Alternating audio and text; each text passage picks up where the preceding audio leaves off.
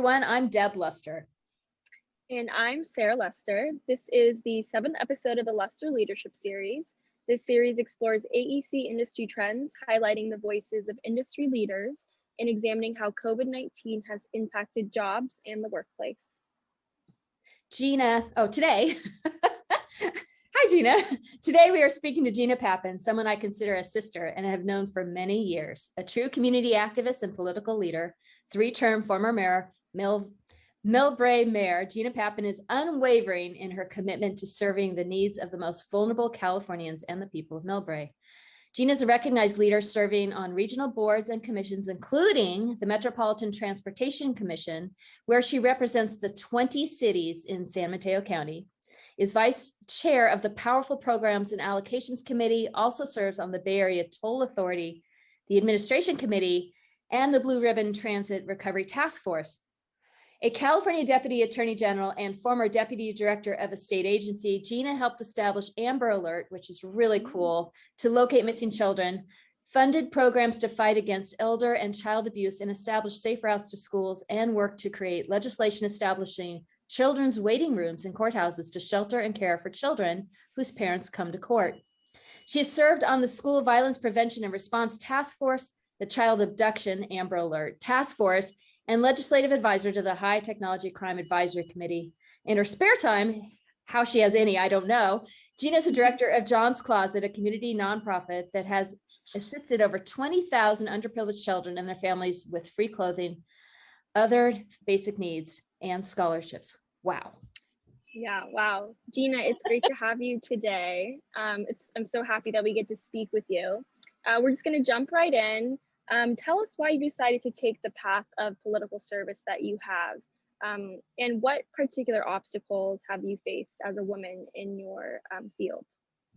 Great. Well, first and foremost, it's really an honor to be here. And I'm so excited you guys are doing this, because actually we all learn from one another. And that is so very important, whether it's experience or mistakes, whatever has happened in our lives. Thank you very much for including me in this series that you're doing. The political path I've taken, it's been long and it's been hard, but I really have always had a passion for giving back to my community. It's kind of a family passion as well. My father was in the legislature, so I was able to witness the ups and downs of politics really at an early age. But my decisions were my decisions, and the obstacles were great, I must say. Women have to work 3 times as hard, and we have to establish ourselves. When I first got into politics, I was just labeled as someone's daughter, not a deputy attorney general, not that I worked for a state agency. It was really overcoming labeling and a complete bias. If some gentleman runs for office and he's just the chip off the old shoulder, but daughters are viewed very, very differently. And we have to work a lot harder for that. The great thing I think about politics is really meeting people, learning from people.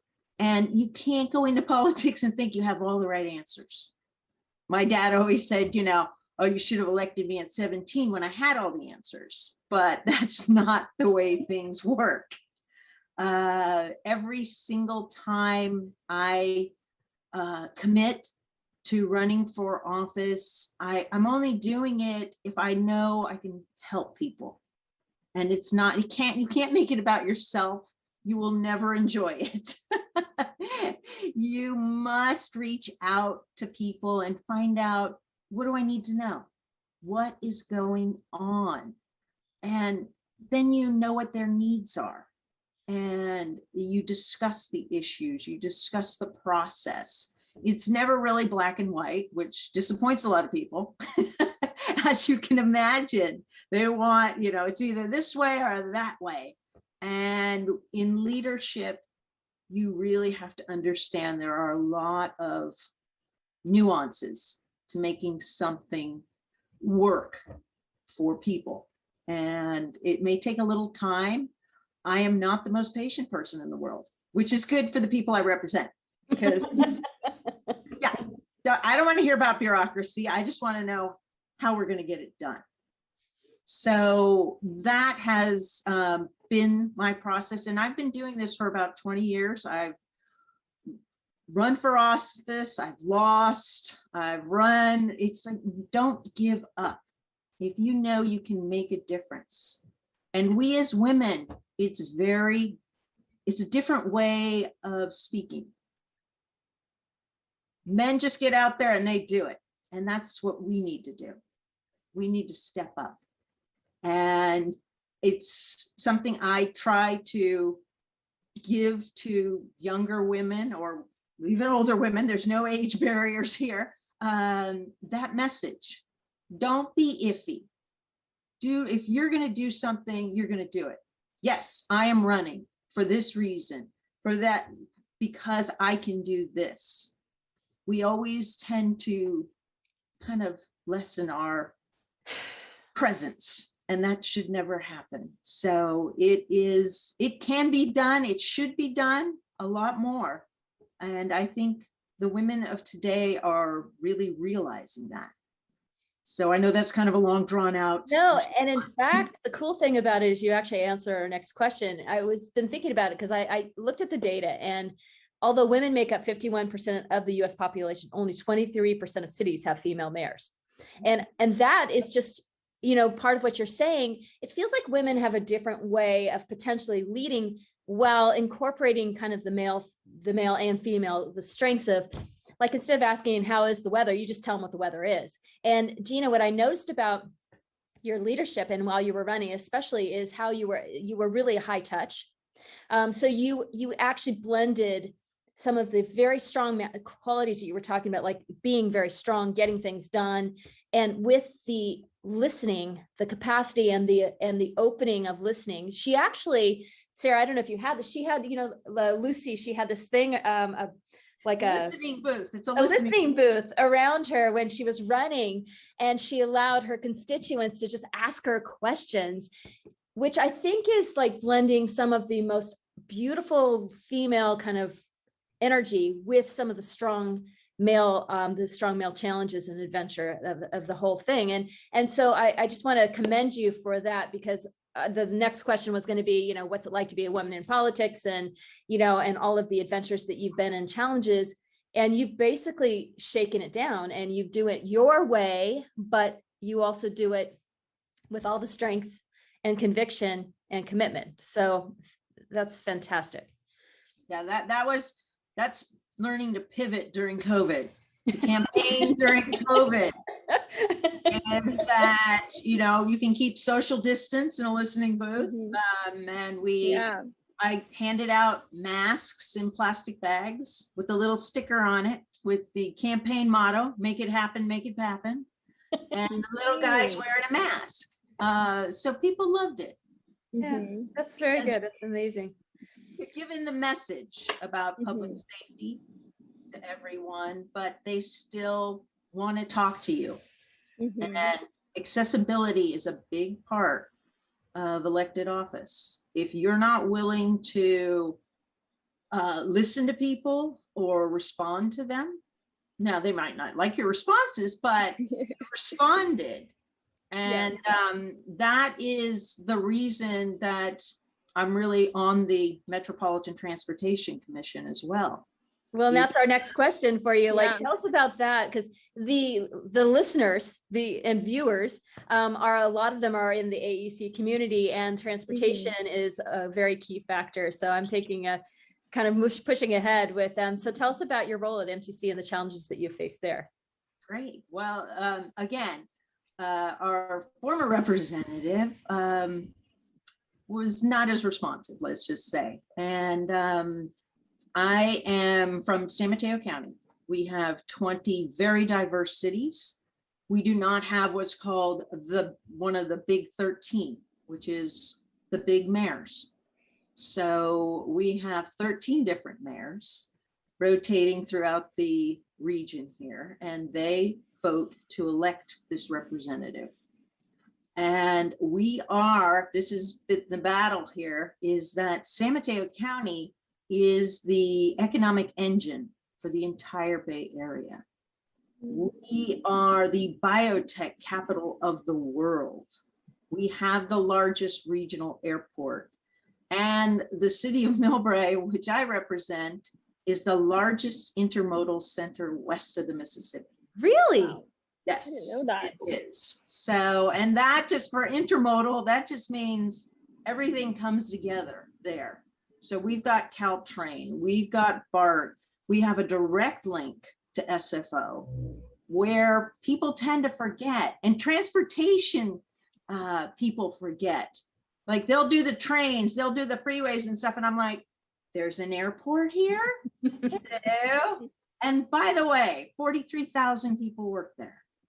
And over 50 million people prior to COVID go through that airport. So it's about really changing a thought process. First off, you can imagine COVID was devastating to public transportation. Ridership decreased by 95%. Wow. So it's tragic, but there really was a silver lining here in that we have in the San Francisco Bay Area, where there are 9 counties and MTC has 2 representatives from each county, except Santa Clara, Oakland, and San Francisco get an extra one. We'll talk about that another time. But having those big mayors, the idea is that there are 27 different transit agencies within our region. Wow. And it's tragic because they did not work together. And COVID has shown they can work together. Let's take it from the positive. They really can work together. And for communities in need who can't afford cars or have to commute long distances, public transportation is vital. Yes. And many, I'm sure, of your listeners have traveled in Europe, and transportation is so much easier there. Yeah. What I've always been concerned about is why we can't get one pass for all the different transit services. And we're working on that now. Ooh, I like that. Ooh, Oh, that's yes. great. The Clipper card, which is helpful because people can't fumble for money, or they, it makes it too difficult to say, okay, I need money for the bus, then the BART ticket and all that. So we are really heading in that direction, and included in that are equity programs, because it's expensive to take public transit. So we have to make it more affordable for people. And one of the most important things I think that has come to the forefront here, which we as elected people have known, but the transit operators not necessarily, is time is valuable. People's time is valuable. So buses were rerouted to serve the hospitals and places, the people, the frontline workers that had to get to work during COVID. Some still had to take public transportation. So schedules were changed. Schedules were finally coordinated. So you're not waiting a half an hour, and you're not for that connection, or you don't know when that connection's coming. So the wonderful things we are doing with the Blue Ribbon Transit Recovery, and thank you to our representative, David Chu, is that it's funny when you have an assembly member who's willing to do legislation that transit agencies tend to listen a little more. They might get a law they don't like. So it's been a learning experience for them. And when this first started, the feds threw money down and said, okay, just keep them alive, keep them from falling off the cliff. And we heard directly from the operators and the passengers, but what about our safety? How are you going to stop COVID? And we said, are you giving them what are you doing? Where are the PPEs? Oh, no, you have to just give us money. It's like, oh, really? Okay, well, we'll give you the first chunk of money, but we need to see the public safety. And they did. PPEs were given out, more cleaning, more ventilation systems. So again, kind of the silver lining to COVID is that it's going to be better than ever, and it still can be better. The surveys, you see polling, I've never seen polling that was 80, 90%. Wow. That our transportation agencies can improve, and they should. And the funny part was some of the agencies were like, well, yeah, and it's like, oh, you can't ignore that. I'm sorry. It's like, we know you can do better, and we're trying to help them do better. So I'm hopeful. I mean, there's a big fear for some that, oh my God, there's going to be a regional manager and they're just going to force us to do all this. And that's not the process. The operators have been a part of this. The community has been a part of this. There's a group called Seamless Bay Area, which has been at the table, and they really have some positive points that we need to get to. We need to coordinate schedules, whether you're BART or Caltrain. And I did find it funny that I was told years ago they could never coordinate, but are doing so now. So we just applaud their efforts now, and see where we can go, what direction we can go. And it's for the benefit of the public. And the one thing in transportation, I have to tell you, it's costly. People want to say, oh, that's millions, we can't do that. No, you have to do that. You have to do it right. And they're talking about the electrification of Caltrain and high-speed rail and all of this. And guess what? It's going to be billions of dollars, but do it right. And that's what it's all about, is really making every agency more accountable.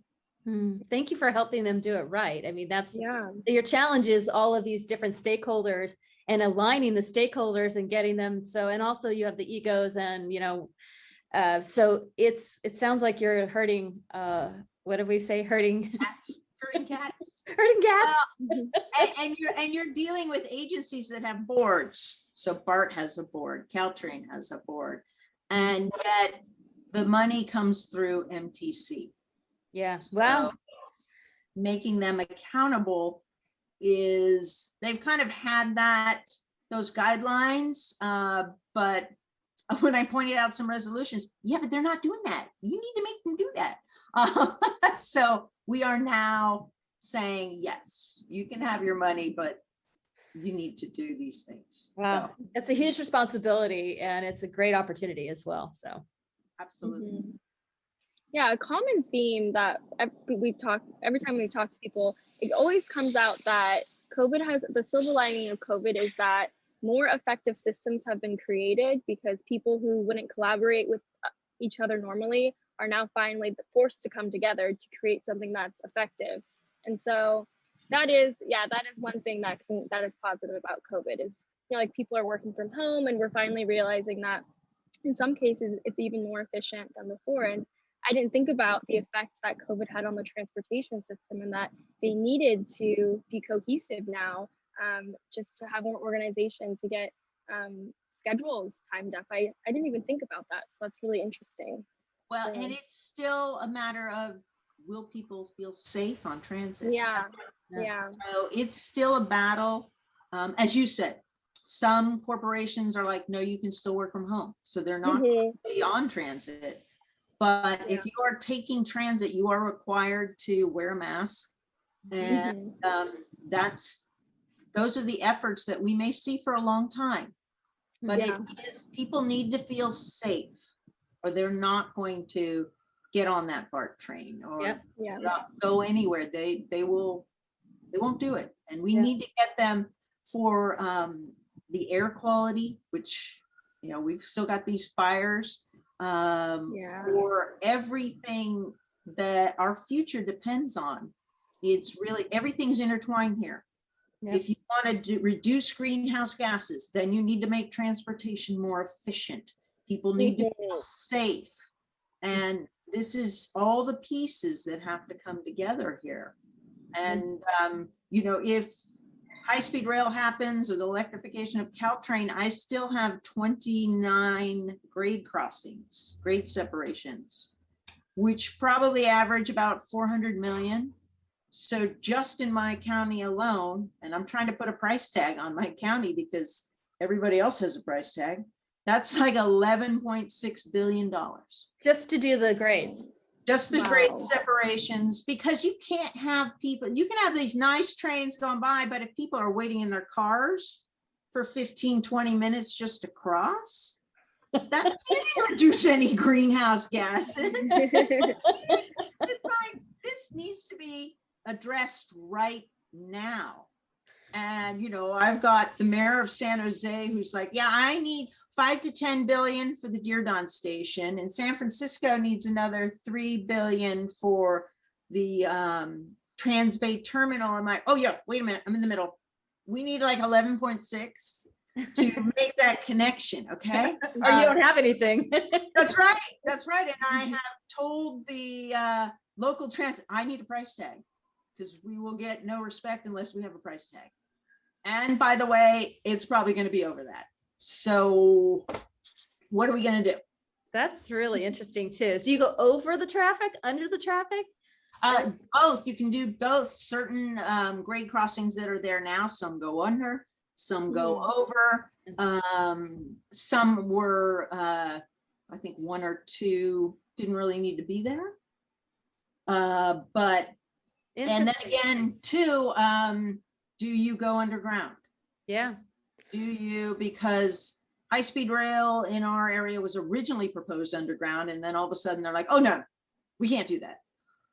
But yet there's a program called Link 21 where they want to dig a second bore under the bay for not only BART trains, but electrified, what is it, high-speed rail or Caltrain. So you can't say, no, you can't do it here, but we can do it over there. It's just not realistic. We need to be more efficient. Yeah. So if they're doing a high-speed rail train between LA and Las Vegas, which I'd like to take if it does happen soon, that, I mean, that literally will happen sooner than most, because enough of the messing around here, they're going to do it right. And that needs to be more of the focus, instead of just coming in and say, oh, we're doing that. Literally in my jurisdiction, 70% of our land is open space. Wow. Only 30% is developable. Wow. And you need, please, you need open space. I didn't do it, but you need it. You see the flooding that's going on in Texas right now. They're paving over so much. Water has to go somewhere. Yeah. It's very important. We are actually finding residents here who are cementing their front yards. It's like, you can't do that. You can put astroturf as long as the water has somewhere to go. It's really interesting, actually, really interesting. Well, great perspectives.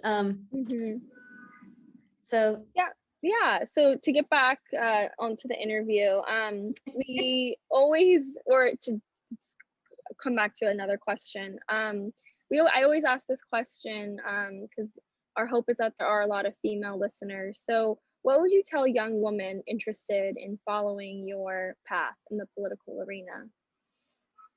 You have to step up. You don't be afraid to call somebody. No, just ask them. Again, what do I need to know? How'd you get there? But people are willing to share. People want to share. If they don't want to share, they shouldn't be there. But I think women are hesitant to say, I think this is a really important issue. How do I get involved? And that's how you do it. And it's not always popular. Yeah, I support Planned Parenthood because when we were in college back when, those were services that just helped any college student, whatever they needed. And putting that on campaign material, you're going to get it sent back to you ripped up. Doesn't mean that people agree with you, but to me, it's health services. So don't be afraid, but be open-minded, and it's about relationships too. So you can build a relationship with somebody, just, can we do coffee? Can we do, I just like to hear. High schools now are actually interviewing candidates for local elections. Wow. They're taking things up a level, and everybody should. It's social media works different ways. If you've got next door in your neighborhood, that can be really, really interesting, hazardous, shall we say. But people want information, and people deserve information. So I try to encourage people all the time. If they, this is how I got my last campaign manager too.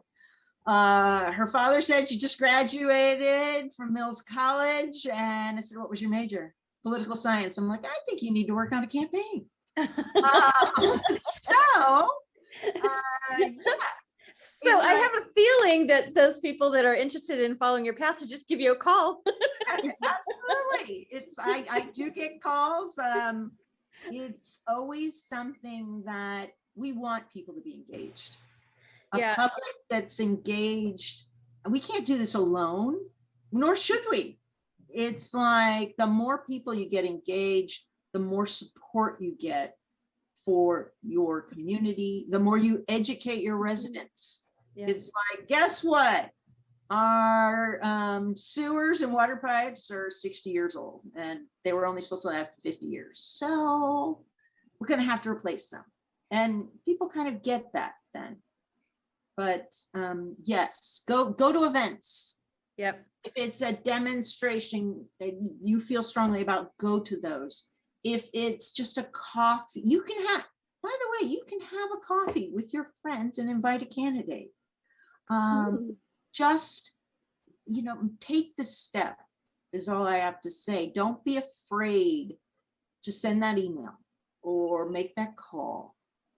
And if you want to be more involved, there are local committees in your city. I started on a community enhancement committee, and you meet great people that way. You can step in at any level, but people need to know you're willing to work too. But if you're doing the coastal cleanup, wow, she's really out there doing that. I mean, if you're not willing to work and you think, I'm just going to tell that person, you're going to point finger. This is not what you want to do. Right. Well, this is really super cool. I mean, I always think that people should always be engaged in their communities, and definitely following your path, as you have a long history of family all the way through your family. So we have a last question we've been asking everybody that we have been interviewing, and we thought that we might not have to ask it, but we realized we're coming back around, and we're not even sure if right now we want to ask how COVID has changed the way you work. Now, you've actually addressed it in some ways, but for you personally, what we'd love for you to think about is the roses, which are the great things, the buds, the thorns, which you don't like, and the buds, what you think you're going to be looking forward to if and when we come out of COVID, or what you're going to take with you as we're going through it. Okay, big question there.